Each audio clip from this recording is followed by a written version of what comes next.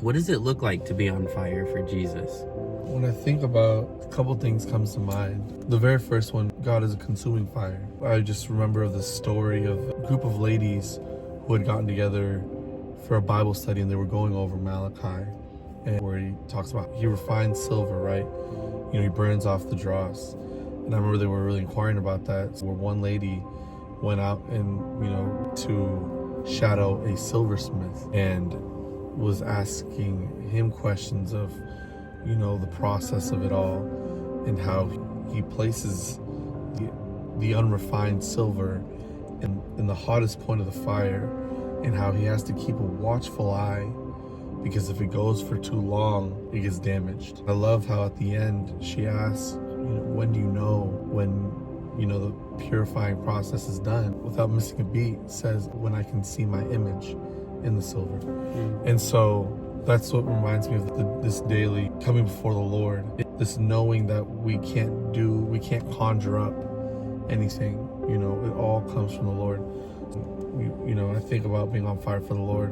The first thing that comes to mind is allowing him to burn off all these ideas, all these thoughts, all these, maybe old beliefs that we've had, that we've carried with us, and just come bare before the Lord. And at first, it's not fun.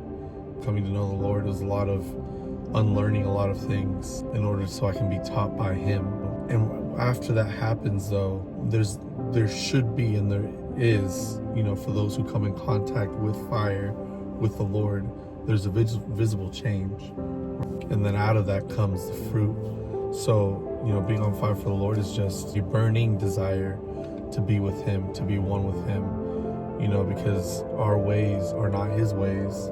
So we have to submit to him and just learn of him, be willing to be taught by him, and just know that he is our everything.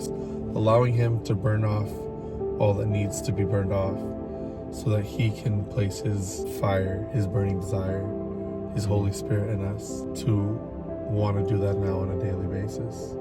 You're not focusing on, I need to try harder and I need to be more for the Lord. Actually, the Lord is coming to us and wanting to work in us, so let him work. What it means to be on fire for the Lord is letting his fire burn away our sin, burn in us with his love, and then we manifest his love. We want him and we desire his kingdom. I had recently touched on this. I said God's love burns. His love burns for us, revealing the longing of his heart, and when received, his love burns in us, consuming the desire of the flesh.